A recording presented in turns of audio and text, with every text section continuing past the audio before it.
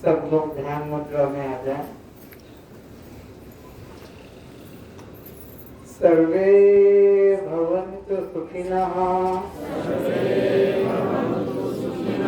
सर्वे सन्तु निरामयाः, सर्वे भद्राणि पश्यन्तु, मा कश्चित् दुःखात् भवेत्।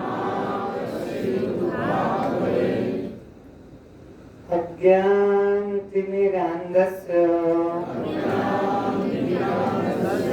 ज्ञानाञ्जनशलाकया चक्षुरुन्मीलितं येन तस्मै श्री गुरुवे नमः। मन्नाथ श्री जगन्नाथ मद्गुरुं श्री जगद्गुरुं मदात्मा सर्वभूतात्मा तस्मै श्री गुरुवे नमः।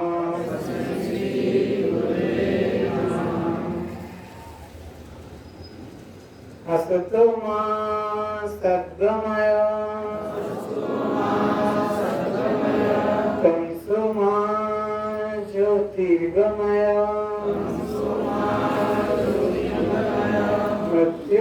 मृत्योर्मामृतं गमय।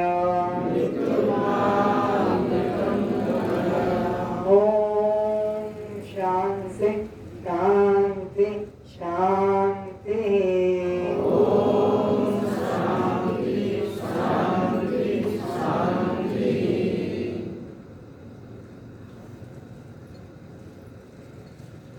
जब मैं चलता हूँ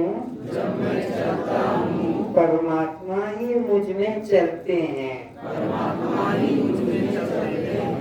जब मैं देखता हूँ परमात्मा ही मुझ में देखते हैं।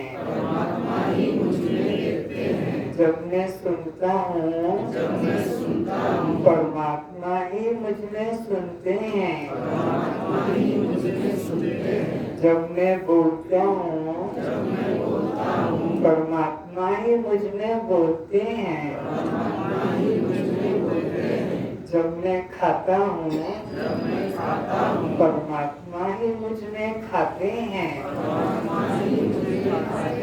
जब मैं काम करता हूँ परमात्मा ही मुझ में करते हैं। जब मैं पीता हूँ परमात्मा ही मुझ में पीते हैं। जब मैं सोता हूँ परमात्मा ही मुझ में सोते हैं। जब मैं जागता हूँ परमात्मा ही मुझ में जागते हैं। परमात्मा की चेतना के बिना परमात्मा की शक्ति के बिना यह मुर्दा शरीर न सो सकता है, न उठ सकता है, न चल सकता है, न देख सकता है। समस्त कर्म परमात्मा की शक्ति के द्वारा ही हो रहे हैं। फिर भी अज्ञानी मनुष्य परमात्मा को अपने अंदर न देखकर, अपने शरीर में न देखकर बाहर जड़ मूर्तियों में, जड़ तीर्थों में, जड़ चित्र में अनुभव करता है।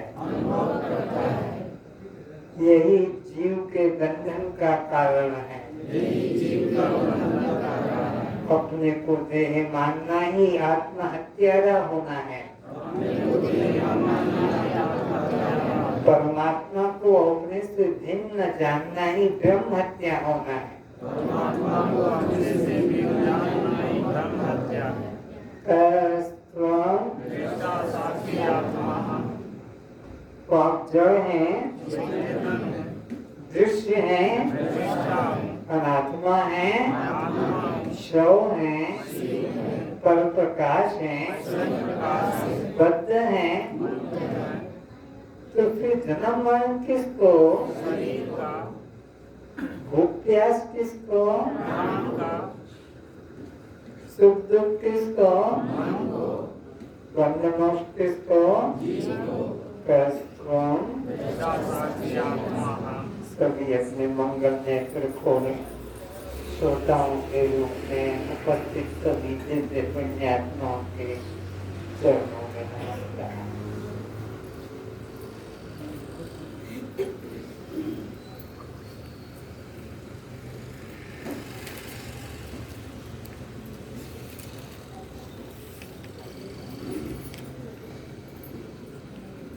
आज का विषय जो होगा बहुत ही महत्वपूर्ण होगा और वो विषय होगा आहार, जो हम खाद्य अन्न जीवन निर्वाह के लिए या जीवा लोलुपता के लिए जो हम अन्न लेते हैं, आप उसे समझेंगे, उसके भेदों को समझेंगे और जो सत्य है उसे स्वीकार करें।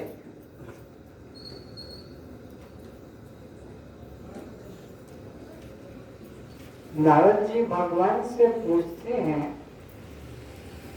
कि भगवान, ये मंदिर जाने वाले, ये तीर्थ जाने वाले, चर्च गुरुद्वारा जाने वाले, पूजा पाठ करने वाले, व्रत उपवास करने वाले, दान धर्म करने वाले, इनका आप कल्याण क्यों नहीं कर देते हैं?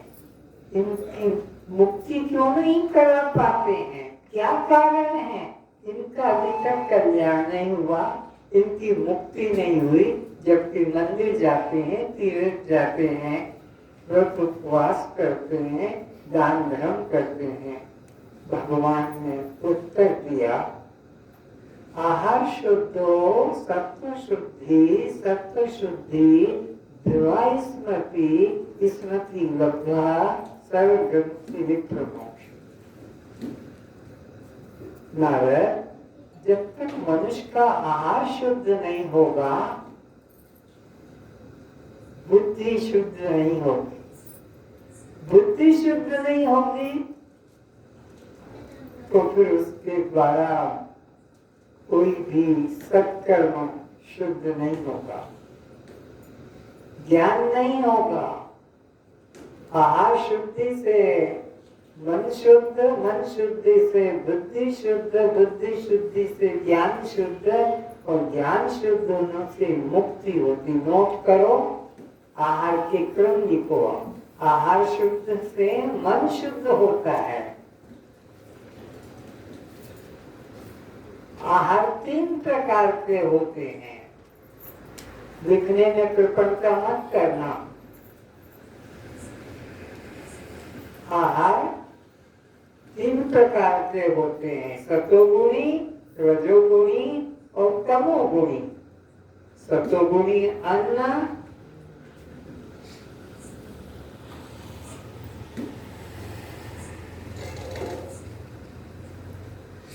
रजोगुणी अन्न और तमोगुणी अन्न। अन्न के 3 प्रकार हैं, सतोगुणी, रजोगुणी और तमोगुणी।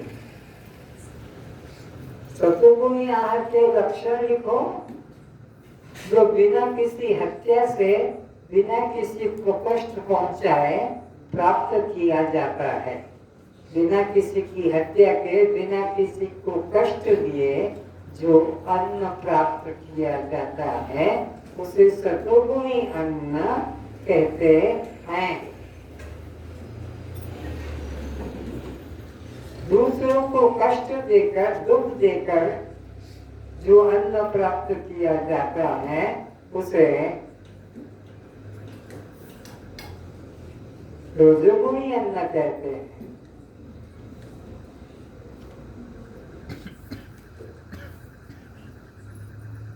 और हत्या से जो अन्न प्राप्त होता है उसे तमोगुणी कहते हैं।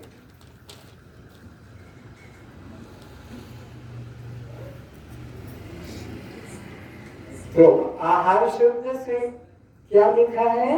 मन शुद्ध होता है। मन शुद्धि से बुद्धि शुद्ध होती है। नोट करो, बुद्धि शुद्ध से ज्ञान शुद्ध होता है और ज्ञान शुद्ध होने से मुक्ति की प्राप्ति होती है। फिर से कहते हैं, आहार शुद्धि से मन शुद्धि, मन शुद्धि से बुद्धि शुद्ध और बुद्धि शुद्ध से ज्ञान शुद्ध और ज्ञान शुद्ध होने से मुक्ति की प्राप्ति होती है। भगवान कहते हैं, नारद मैं तो तैयार हूँ जीवों की मुक्ति के लिए। मेरा जीवन जीवों की मुक्ति के लिए, पर इनका तो आहार शुद्ध नहीं है। आहार शुद्ध नहीं है तो कैसे इनका मन शुद्ध होगा? मन शुद्ध नहीं होगा तो बुद्धि कैसे शुद्ध होगी? और बुद्धि शुद्ध नहीं होगी तो फिर ज्ञान शुद्ध कैसे होगा? और ज्ञान शुद्ध नहीं होगा तो मुक्ति कैसे होगी? मुक्ति के लिए आहार शुद्ध होना जरूरी है। गंदे कपड़े में रंग नहीं निखरता है, शुद्ध कपड़े में हल्का सा नील, हल्का सा रंग भी निखरता है। तो जैसे कपड़े में रंग डालने के लिए कपड़े का शुद्ध होना जरूरी है, परमात्मा में परमात्मा का प्रेम जागृत कराने के लिए मन का, बुद्धि का होना, शुद्ध होना जरूरी है। तो इस तरह से अपने कल्याण के लिए जीव को शुद्ध आहार करना है। अब आहार दो प्रकार के, नोट करो, शाकाहारी और मांसाहारी। शाकाहारी और मांसाहारी। शाकाहारी किसे कहते हैं और मांसाहारी किसे कहते हैं? समझो, जीव की हत्या करके किसी जीव को मारकर जो आहार मिलता है, मांस, मछली, अंडा आदि, ये मांसाहारी आहार कहलाता है। अंडा, मछली, मांस जीव को सताकर मारकर जो प्राप्त किया जाता है इसको मांसाहारी कहते हैं। यह पशुओं का आहार है। अब शाकाहारी प्राणी जो पेड़ पौधे से प्राप्त होता है, जमीन से प्राप्त होता है, बिना मार के, बिना सता के जो प्राप्त होता है उसे शाकाहारी कहते हैं। जीव हत्या में मांस खाने वाले को 8 लोगों को पाप लगता है। नोट करो, जीव हत्या में, मांसाहार में 8 लोगों को पाप लगता है। नंबर 1, इच्छा करने वाला, मुझे मछली खाना है, मुझे मांस खाना है, तो नंबर 1 इच्छा करने वाला। नंबर 2 मारने वाला। इच्छा करने से तो मिलेगा नहीं, कोई उसको मारेगा तो मिलेगा, मारने वाला। नंबर 3 उसको जंगल से उठा के लाने वाला, जंगल से उठाकर, क्योंकि जंगल में ही पशु मिलेंगे मारने के लिए। नंबर 3 बिक्री करने वाला।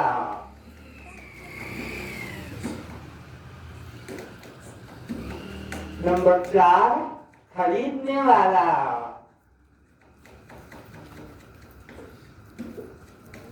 नंबर 5, पकाने वाला। फिर से सुन लें, इच्छा करने वाला, मारने वाला, जंगल से उठा कर लाने वाला, बिक्री करने वाला, खरीदने वाला, पकाने वाला। नंबर 7, खाने वाला। और नंबर 8 है देखने वाला। ये कौन है? जो किसी गुरु का भगत बन गया है। वो क्या कहते हैं? मैं नहीं खाता, मेरे छुआ पिला खाते हैं, उनके लिए मैं खरीद कर ला देता हूँ, मैं तो पैसा दे देता हूँ।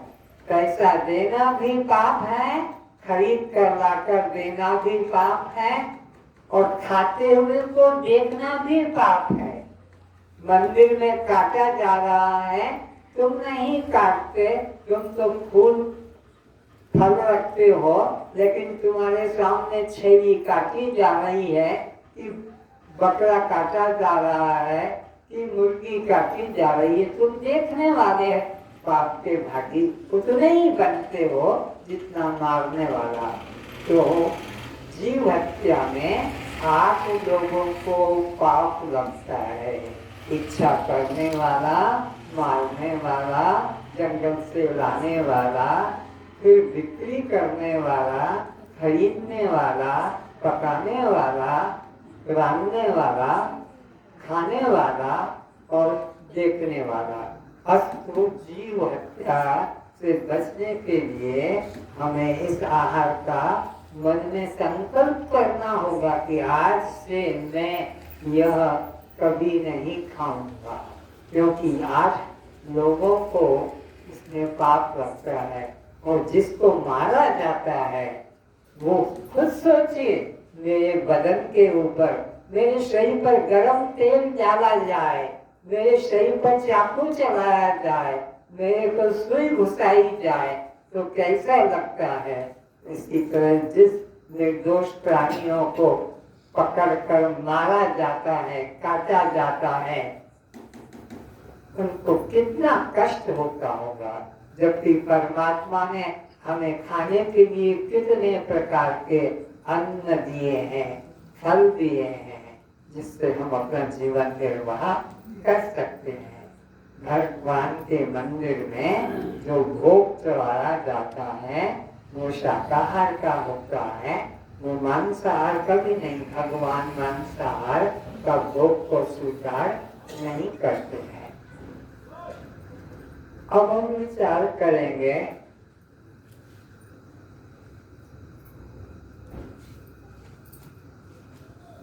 जीव हत्या के अंदर शाकाहारी प्राणी के क्या लक्षण है और मांसाहारी प्राणी के क्या लक्षण है। लक्षण में दिखे अलग अलग, एक ही पेज में शाकाहार और इसी पेज में मांसाहार, 2 पोर्शन कर लें। अब शाकाहारी प्राणियों जन्म के दिन आँख खुलती है, शाकाहारी प्राणी का जन्म के दिन आँख खुलता है। मांसाहारी प्राणियों की 7 दिन बाद आँखें खुलती है। मांसाहार करने वाले प्राणियों की आँखें 7 दिन बाद खुलती है। मांसाहारी प्राणी अंधकार में देखता है, शाकाहारी प्राणी अंधकार में विश्राम करता है, क्योंकि उसके पास आंखों में वो शक्ति नहीं जो बिल्ली की आंख में है, जो कुत्ते की आंख में है, जो बाघ की आंख। ये रात्रि को सत्संग में घूमते हैं, दौड़ते हैं, आहार खोजते हैं। आगे लिखे, मांसाहारी प्राणी जीभ से पानी पीता है, चाट चाट के पीता है। मांसाहारी प्राणी जीभ से पानी पीता है। शाकाहारी प्राणी मुख से पानी पीता है, चाहे वो गाय हो कि बैल हो कि हाथी हो कि ऊंट हो कि बकरी हो कि छजू, मुख से पानी पीते हैं। मांसाहारी प्राणियों के नाखून लंबे होते हैं, नुकीले होते हैं। शाकाहारी प्राणियों के नाखून गोल होते हैं। मांसाहारी प्राणियों के नाखून लंबे नुकीले, शाकाहारी प्राणियों के गोल और छोटे होते हैं। मांसाहारी प्राणियों की अंत नाड़ी इंटेस्टाइन 6 फीट 7 फीट लंबी होती है। इंटेस्टाइन अंत नाड़ी मांसाहारी प्राणियों की। शाकाहारी प्राणियों की अंत नाड़ी 25-30 फीट लंबी होती है। शाकाहारी प्राणियों की अंत नाड़ी इंटेस्टाइन 25-30 फीट लंबी होती है। ये लक्षण पहचानना। शाकाहारी प्राणियों की 25-30 फीट लंबी होती है और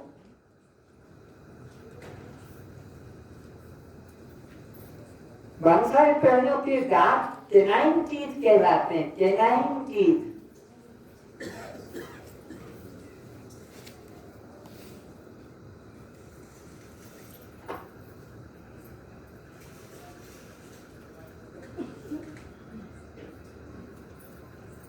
कितने 6 हो गए अभी तक?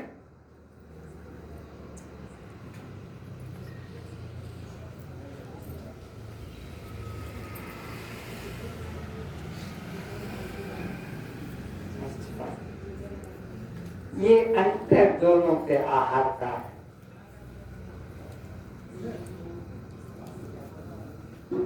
तो परमात्मा ने मनुष्य को, गाय को, घोड़े को, गधे को, ऊंट को, हाथी को,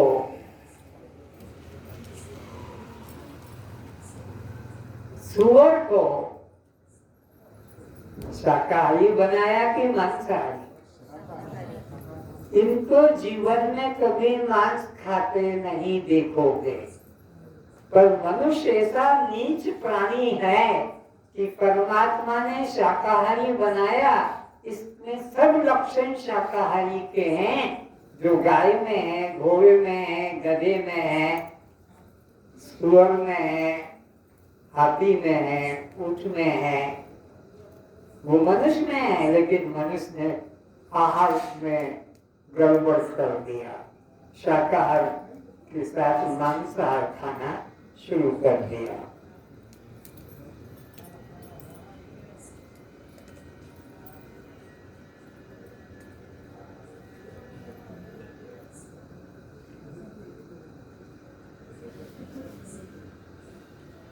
अन्न के 3 प्रकार नोट करो। 17 अध्याय के 8, 9, 10 श्लोक में लिखा है। गीता के 17 अध्याय के 8, 9, 10 श्लोक में लिखा है कि कौन सा सात्विक आहार कहलाएगा, कौन सा राजसिक आहार कहलाएगा और कौन सा तामसिक आहार कहलाएगा। जो भी हम बात करेंगे शास्त्र प्रमाण से करेंगे।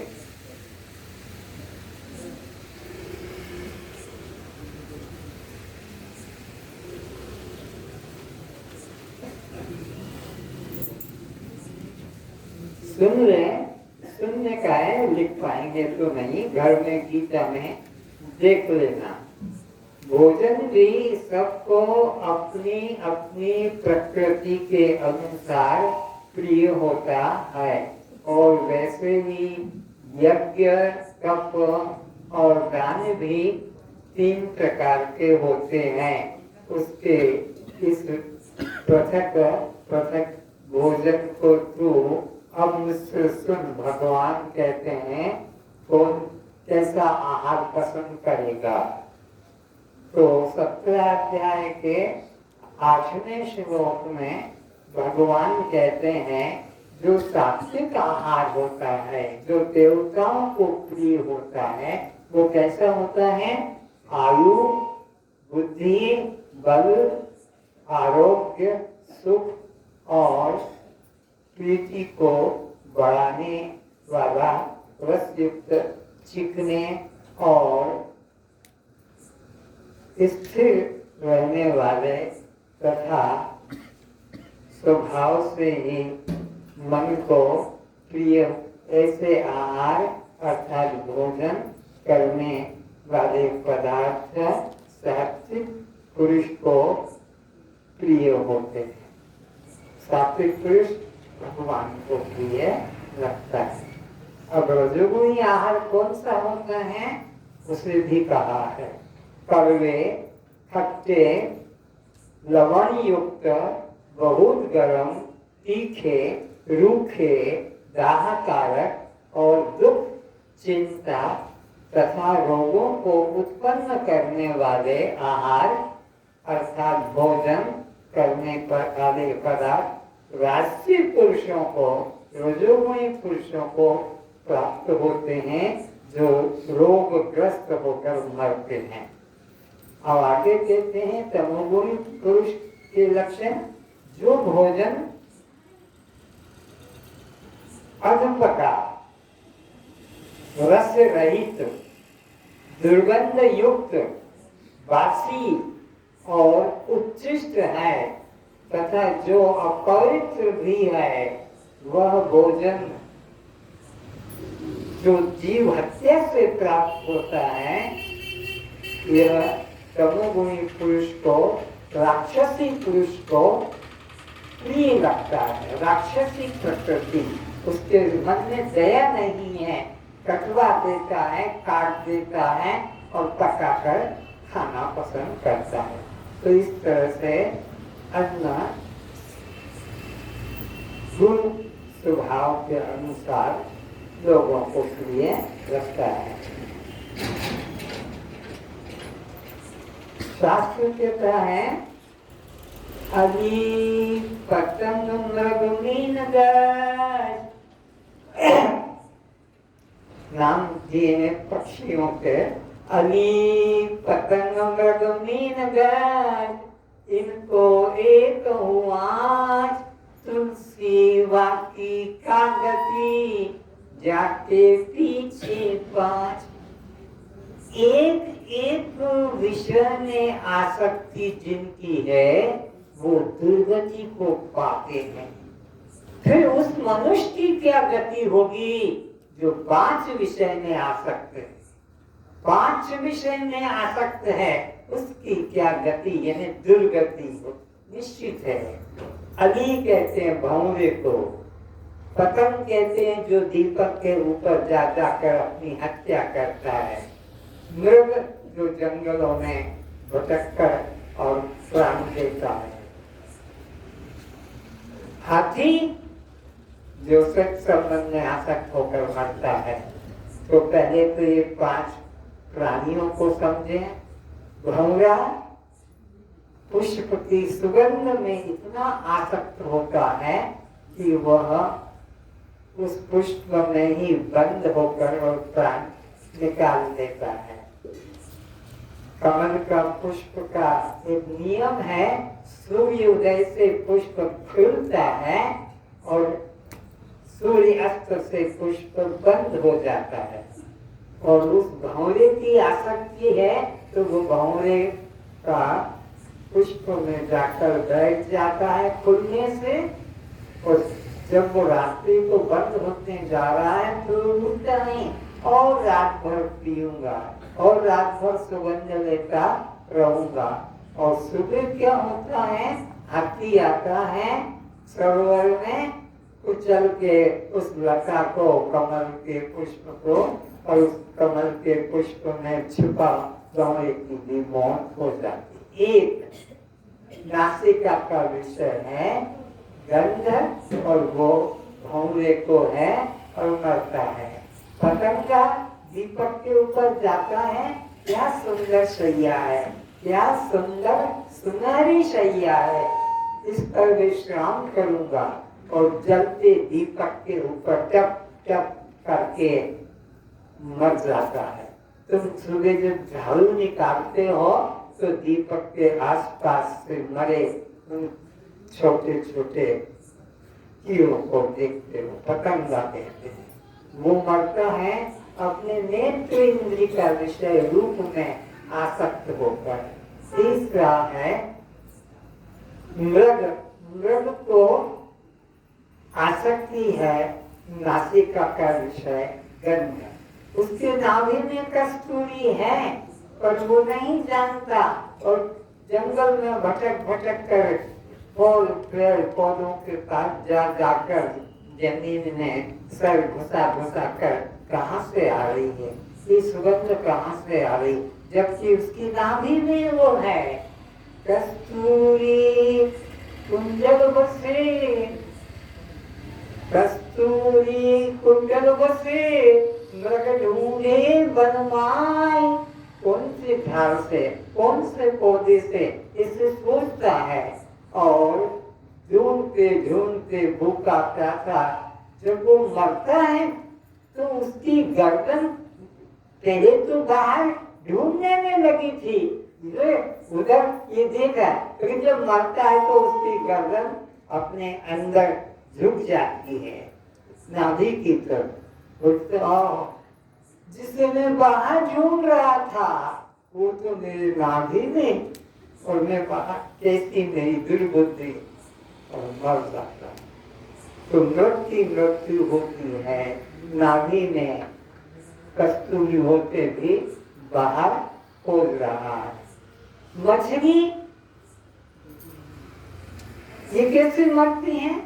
वो जो मछली पकड़ने वाले हैं वो बरसात में पतले पतले लंबे लंबे जो जीव हैं उनको एक छोटे से बर्तन में मटकी में रख लेते हैं मिट्टी में जिंदा, और जब वो मछली पकड़ने जाते हैं तो वो साथ में ले जाते हैं, और वो लंबा 1 फीट 1.5 फीट लंबा खींच के जमीन में वो मिट्टी में से और उसको तोड़ते हैं और कांटे में फंसा कर पानी में डालते हैं। वो मछली आती है और उसको खा जाती है तो वो कांटा उसके जीभ में घुस जाता है, फिर तड़पती है, वो कांटा तो निकल नहीं पाता है, ऐसे टेढ़े ढंग से कांटा होता है। मारवाड़ी बाई की नाक का कांटा एक बार घुस गया, खींचोगे तो नाक कट जाएगी पर वो कांटा निकलेगा नहीं।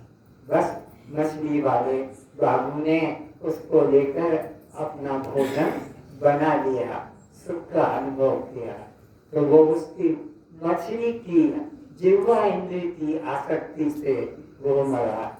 और ये जो हाथी है ये सेक्स संबंध की आसक्ति से मरता है। कैसे इसको पकड़ा जाता है? एक बहुत बड़ा गड्ढा लंबा चौड़ा खोदा जाता है,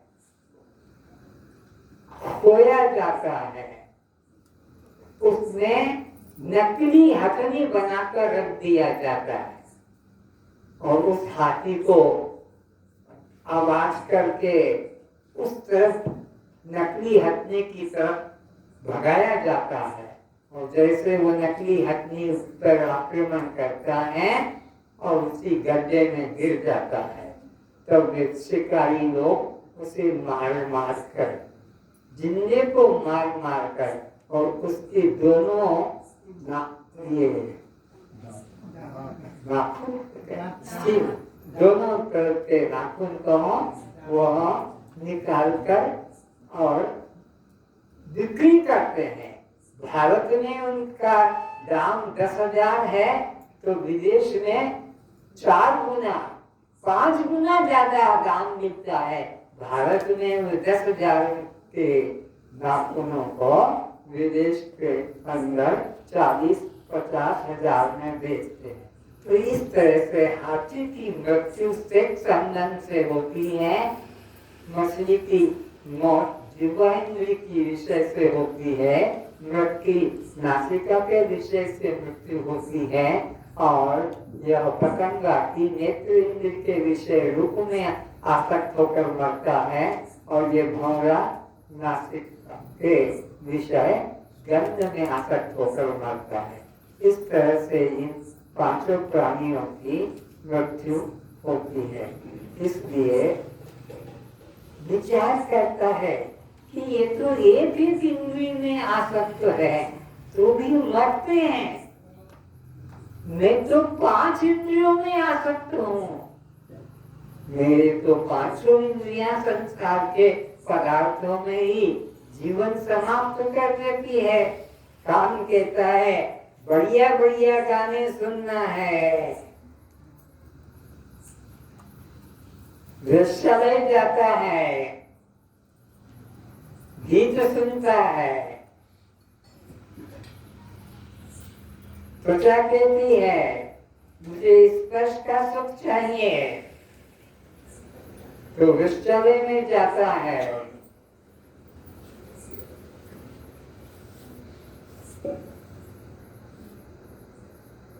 और इसी प्रकार रूप में आसक्त होता है, सौंदर्य के लिए, जीवा के लिए मांस मछली खाता है, नासिका के लिए अधिक अलग सुगंध, इत्र, परफ्यूम का प्रयोग करता है।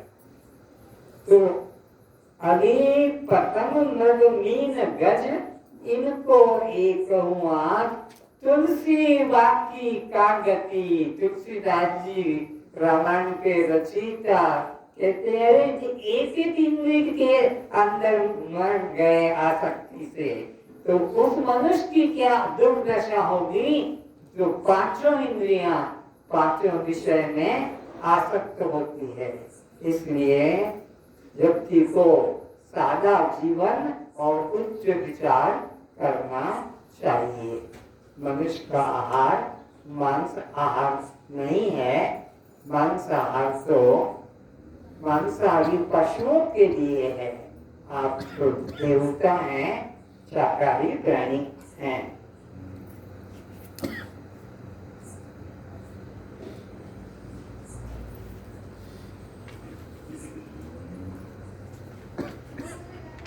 आपको एक फिल्म दिखाई जाएगी, उसके लिए कर्टन लगा के रखा है जिसमें जीव हत्या के किस किस तरह के घिनौने दृश्य हैं जो कभी देखे नहीं सुने नहीं, वो आज देख पाओगे।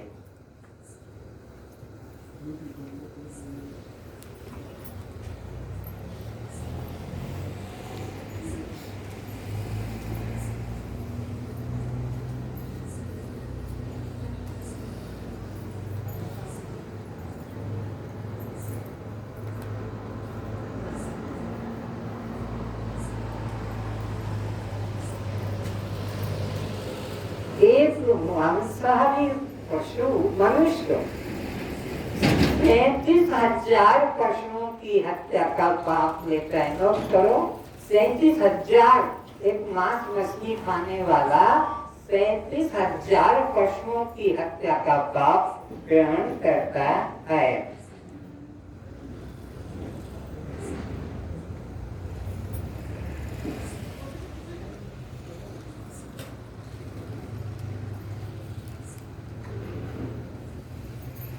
एक रेशम की साड़ी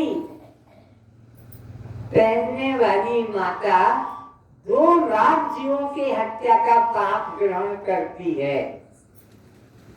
एक सिल्क साड़ी पहनने वाली माता, सुपर फाइन सिल्क साड़ी पहनने वाली माता 2 लाख जीवों की हत्या का पाप ग्रहण करती है। 2 लाख जीवों को पानी में, गर्म पानी में उबाला जाता है। जब वो मर जाते हैं तो उनके ऊपर जो खोल होती थी उस खोल को 8 सूतों मिलाकर एक सूत बनता है। सुपर फाइन सिल्क जिनको चाहिए तो 8 अंडों को जोड़कर एक तार बनता है और ऐसे 2 लाख जीवों को पानी में उबालकर मारा जाता है, तब सिल्क साड़ी बनती है। खद्दर साड़ी कोई पसंद नहीं करते, सिल्क सुपर फाइन सिल्क, चिकना, कहीं गांठ ना हो, ऐसा चाहिए, तो वो उसको पाप लगता है। कुछ लोग कमर बेल्ट लेते हैं खरीदने के लिए, कमर बेल्ट तो कमर बेल्ट के लिए बीच में जोर नहीं होना चाहिए। वो लेदर कमर बेल्ट तुम्हारे कमर के हिसाब से 50 इंच लंबा कशु ढूंढना पड़ेगा, क्योंकि तुमको 50 इंच वाला, 40 इंच वाला, 45 इंच वाला, जितनी इंच की तुम्हारी कमर की बेल्ट की जरूरत है वो उतना बड़ा पशु ढूंढा जाएगा, उसको मारा जाएगा, जिंदे को काटा जाएगा और तब तुम्हारी कमर के बेल्ट प्राप्त होते हैं। तो चमड़े का बेल्ट कमर में जिन्होंने डाला है वो जीव की हत्या का, पाप का, तुम पैसा देकर खरीद लाए हो, लेकिन तुम्हारी मांग है इसलिए दुकान वाला मारकर दुकान में रखता है बिक्री के लिए। तुम अगर मांग नहीं करोगे तो दुकान वाला किसको मरवा कर और दुकान में रखेगा। इसी प्रकार काफ लेदर भी लोग मांगते हैं, और काफ लेदर का मतलब है गाय का जो बछड़ा होता है, गाय का जो गर्भ में है उसको निकला कर, गर्भ से थैली निकला कर और फिर उसके चमड़े से कमर बेल्ट बनता है, उसको काफ लेदर बेल्ट कहते हैं। ऐसी चीजों की मांग करके निर्दोष प्राणियों की तुम हत्या कर और घोर पाप के भागी बनते हो। इसी प्रकार शंखा चूड़ा कैसे प्राप्त होता है? हाथ में शंखा चूड़ा, शुभ लक्षण मानते हैं शंखा चूड़ा को। अरे अरे, एक गाय की हत्या होती है, उसके अंदर वह जो जीव लगे हुए थे उनको काटा जाता है। वो दृश्य अभी देखोगे अपनी आंखों से कि कैसे शंखा चूड़ा मिलता है और वो शंखा कैसे प्राप्त होता है। गाय को, जिंदा को गहरे पानी में बांध के उतारा जाता है, गहरे पानी में, और वो गाय बाहर निकल नहीं पाती है बांध के मशीन के द्वारा। फिर वहां घोगा नाम की जीव जाए गाय को चारों ओर से चिपट जाते हैं, पूरे बदन में जिंदा गाय मर जाती है। फिर मशीन से, क्रेन मशीन से ऊपर लिया जाता है गाय को। फिर घोगाओं को, जो गाय को खा रहे थे, उन घोगाओं को मारा जाता है, उसके अंदर से शंखा निकलता है। वो शंखा तुम दुर्भाग्यवती नहीं, सौभाग्यवती कहो, वो महिला उसको पहनती है और अपने को सौभाग्यवान मानती। जबकि गाय की हत्या, गो हत्या कितना बड़ा पाप है, वो भी चूड़े में जुड़ा है, और वो घोगाओं की हत्या भी उस चूड़े में जुड़ी है। और वो घोगाओं और गायों की हत्या का मंदिर के पुजारी जो पुराते हैं शंख, वो भी उसी में जुड़ा है, जो छूने योग्य नहीं। लेकिन उसका पानी लेकर लोग कहते हमारे ऊपर छिड़क दो, मंदिर में खड़े हो जाते हैं और वो पुजारी उस शंखा का पानी ऐसे छिड़कता है, जो कि छूने योग्य, पीने योग्य नहीं। कितने कितने घृणित काम करते हैं, लेकिन कोई बताता नहीं, अंधविश्वास चला आ रहा है।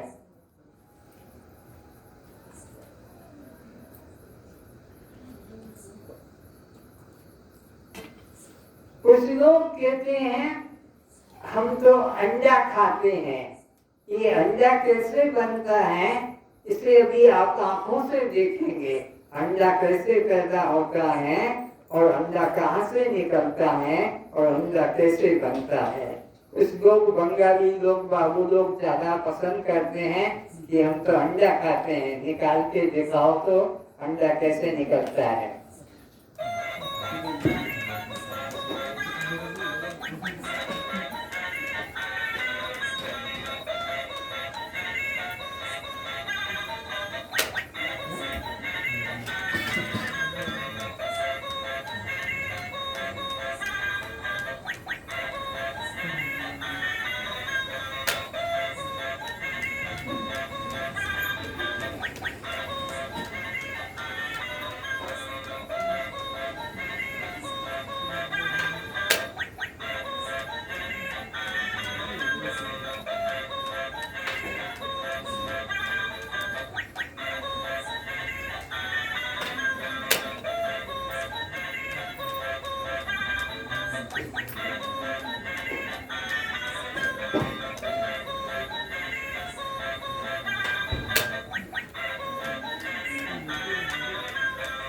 ले जाओ।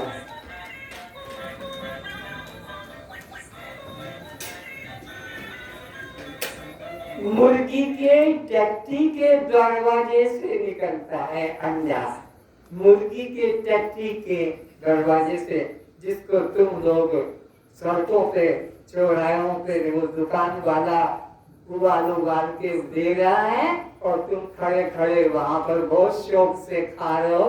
क्या स्वादिष्ट है मुर्गी के टट्टी का, मुर्गी का टट्टी क्या स्वादिष्ट आपको रस देता है। तो ये विचार करने की बात है कि मनुष्य कितना नीच प्रवृत्ति में चला गया है।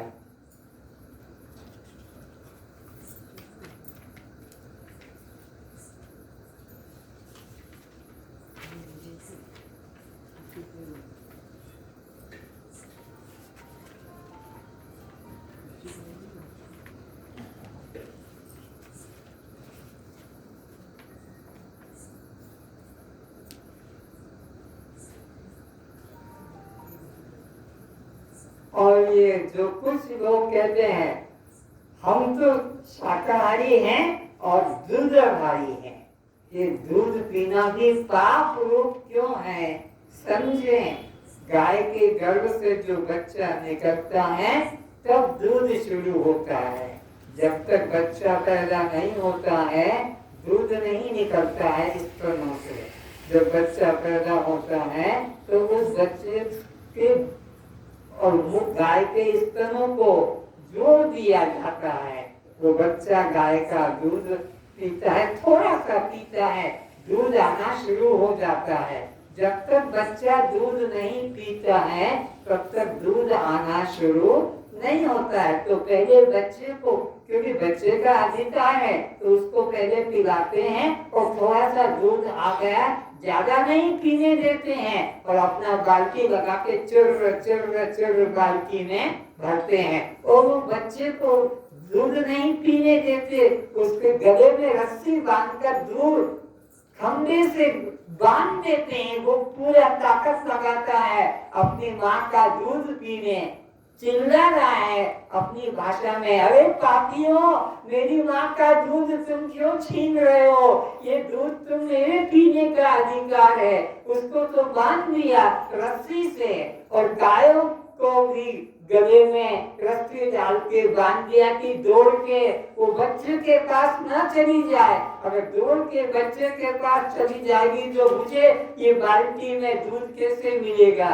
इसलिए बाल्टी का दूध गिरने न पाए तो दोनों टांगों को गायों की ऐसे क्रॉस में रस्सी बांध देते, टांगों को भी रस्सी गाय के, गले में भी रस्सी गाय के और बच्चे के भी गले में रस्सी बांध के और फिर वो दूध प्राप्त किया जाता है।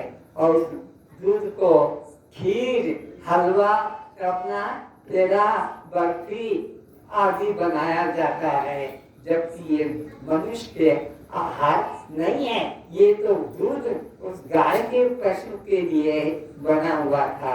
इस तरह से लोग अपने को धार्मिक मानते हैं। तो गाय का दूध जो है वह मनुष्य के स्वास्थ्य के लिए नहीं है, मनुष्य के लिए नहीं, वो पशु के लिए है, इसलिए उसका सेवन भी नहीं करना चाहिए।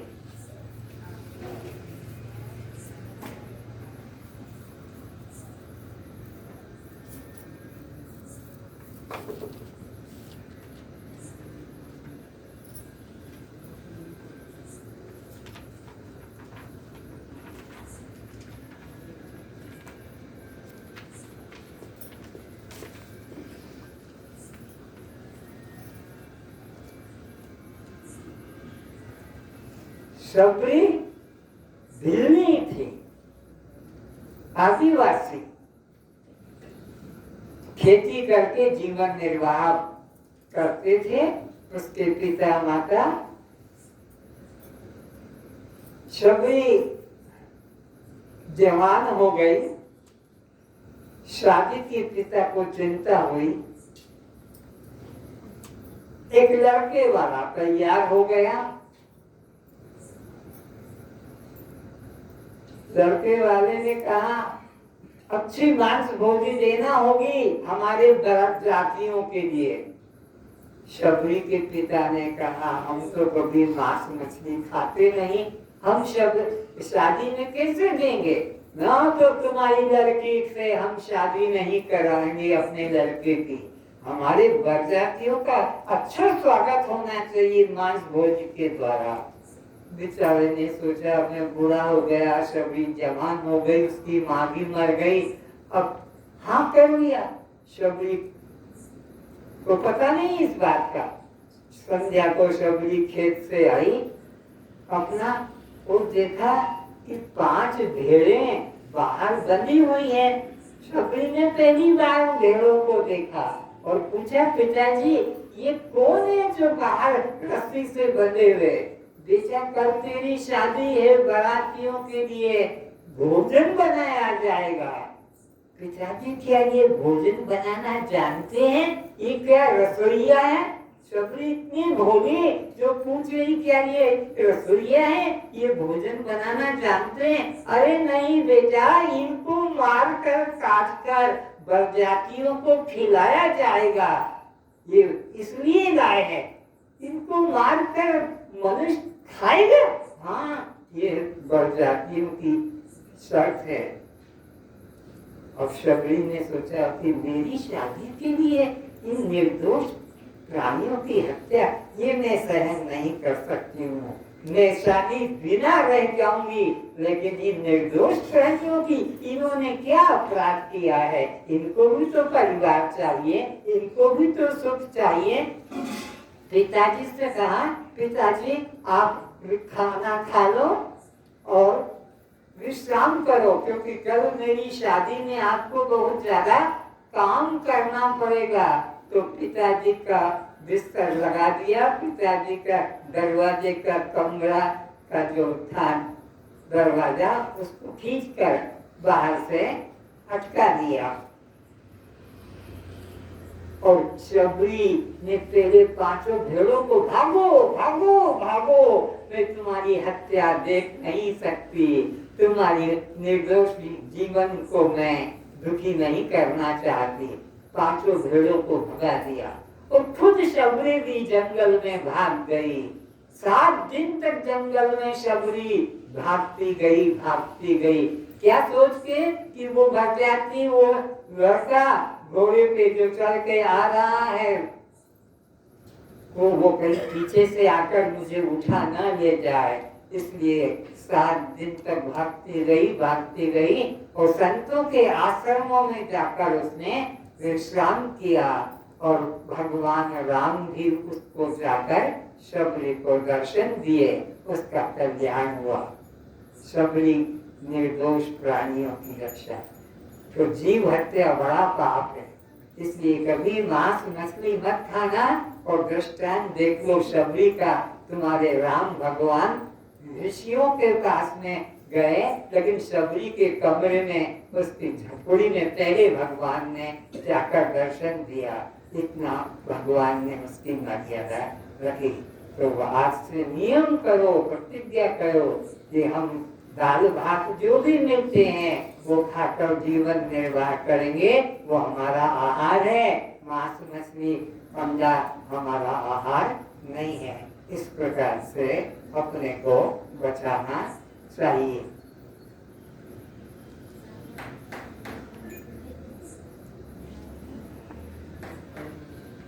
और ऐसा नियम है कि पहले भगवान को भोजन का प्रसाद अपने को लेना, पहले भगवान को भोजन अर्पण करें, फिर वो जो प्रसाद बनेगा उसे हम लेंगे। तो भगवान के भोजन में तो कभी मांस मछली अंडा रखा नहीं जाता, और तुम फिर जो भोजन करते हो उसमें तो मांस मछली होता है, तो वो तुम्हारे नरक का कारण बनता है। कबीर दास जी कहते हैं घर का मुर्गा बाहर निकलाना। घर का मुर्गा को बाहर कर दिया, बाप मरा माँ कर मरी, और बाहर का मुर्गा घर में लाना। बकरी छेली अंडा मुर्गा ये बाहर के मुर्गे, तो घर का मुर्दा, बाप मरा, माँ मरी, बेटा मरा, उसको जंगल में जला देते हैं कि गाड़ देते हैं कि नदी में बहा देते हैं। कबीरदास को हंसी आई कि घर का मुर्दा बाहर निकलाना और बाहर का मुर्दा घर में लाना और छोंक बगाड़ के खाना, कैसी दुनिया बुलाना। अपना घर का मुर्दा को जंगल में गाड़ दिया, जला दिया और बाहर के प्राणी की हत्या करके बाहर के मुर्दे को खाना, कैसी ये दुनिया बना। एक बच्चे ने, बहुत ध्यान से सुनना, सोया था अपने बाप के पास और पड़ोसी कोई मर गया तो बाप चुपचाप उठ के चला गया जलाने को। बाद में 1 घंटे बाद जब वो जंगल से आया, शमशान से आया, तो देखा कि मेरा बाप तो नहीं है। बच्चे ने देखा, वो भी जग गया। माँ से पूछा, माँ पिताजी कहाँ गए? बोले वो कोई पड़ोसी मर गया, शमशान गए हैं, अभी आते होंगे। तो बच्चा बाहर आया और देखा कि बाप आ रहा है, चिपक गया। पापा पापा मुझे छोड़ के तुम चले गए। माँ ने देखा, क्या देखा कि जो शमशान से आया था इसका बाप वो अपवित्र हो गया। तो बच्चे को जोर से थप्पड़ मारा, चल नहा, चल नहा, अब मेरे साथ, मैंने भी तेरे को छू दिया तो अब अपवित्र हो गए। बाप कहता है सर्दी का समय है, छोटा बच्चा, इसको नहीं नहाना पड़ेगा, अपवित्र हो गया। उस बच्चे को 7 दिन बुखार आ गया लेकिन नहलाना पड़ा, क्यों? अपवित्र हो गया। उस लड़के ने ये बात को दिमाग में रखा कि शमशान में जाने से और जलाने से अपवित्र हो जाते हैं। जो वो लड़का 7 साल का हो गया, वही बच्चा, और मंदिर से आ रहे थे पूजा करके मंदिर से, और एक बकरे की दुकान पर जहाँ काट के बिक्री कर रहे थे, भाई आधा केजी दे दो। उसने आधा केजी उस बच्चे के सामने काट के और दिया। तो घर ले आए और पकाया और 3 थालियां लगाई, लड़के का और पिता माता का। कहा बेटा खाओ, और तो मैं नहीं खाऊंगा। अरे क्यों नहीं खाएगा? मैं नहीं खाऊंगा। अरे खाता क्यों नहीं? हम भी खाएंगे। आप खाओ, मैं नहीं खाऊंगा। उस दिन वो स्मशान होके आया था तो अपवित्र बन रहे थे और मुझे मार के नहलाया गया, मैं बीमार पड़ गया, वो अपवित्र था। और अब ये जो मेरे सामने काट के और लाए हैं और इससे भोजन बनाए, ये क्या पवित्र है? माँ बाप को समझ में आ गया कि बच्चा ठीक कहता है। तीनों थालियां हटा दी। बच्चे ने माँ को भी बाप को भी पाप से मुक्त कर दिया। तो जो तुम इस ज्ञान को खाओगे तो तुम्हारे बच्चे भी इस पवित्र ज्ञान को पाएंगे। तुम जैसे अपना कल्याण मुक्ति करोगे उनका भी होगा। अब वो पिक्चर क्या है गाय का और मनुष्य का हत्या का, वो इसे अभी देखेंगे, शुरू करेंगे। सब लोग ध्यान से देखें। कभी बाहर तुमको देखने को नहीं मिला, न मिलेगा, वो सारा दृश्य यहाँ देखकर शिक्षा ग्रहण करना कि जीव हत्या किस प्रकार से होती है।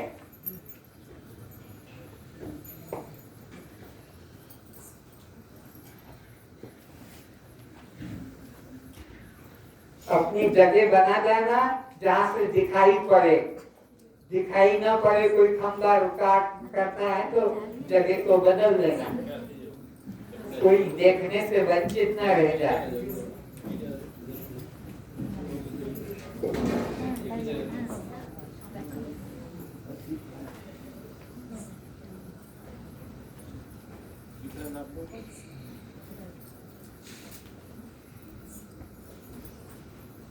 जीव हत्या महापाप। खूबसूरती कैसे नहीं लुभाती? खूबसूरती के पर्दे में छुपी सच्चाई की बदसूरती हम पहचान नहीं पाते। ऐसी ही कुछ सच्चाइयां उजागर करेंगी हमारी 3 फिल्में। इन फिल्मों में आप देखेंगे कि फैशन के लिए मासूम लाचार जानवरों पर कैसे कैसे जुल्म उठाए जाते हैं। जाने अनजाने ऐसी चीजें खरीदकर हम भी इसी जुल्म में हिस्सेदार बनते हैं। जब तक हम खरीदार बने रहेंगे ये बेरहम कारोबार जारी रहेगा। तो सवाल यह है कि क्या इस जुल्म के बिना फैशन और सजावट की चीजें नहीं बन सकती? बेशक बन सकती हैं। हमारी विनती है कि इन फिल्मों के दृश्य हमेशा याद रखें, हिंसा से बनी चीजें ना खरीदें।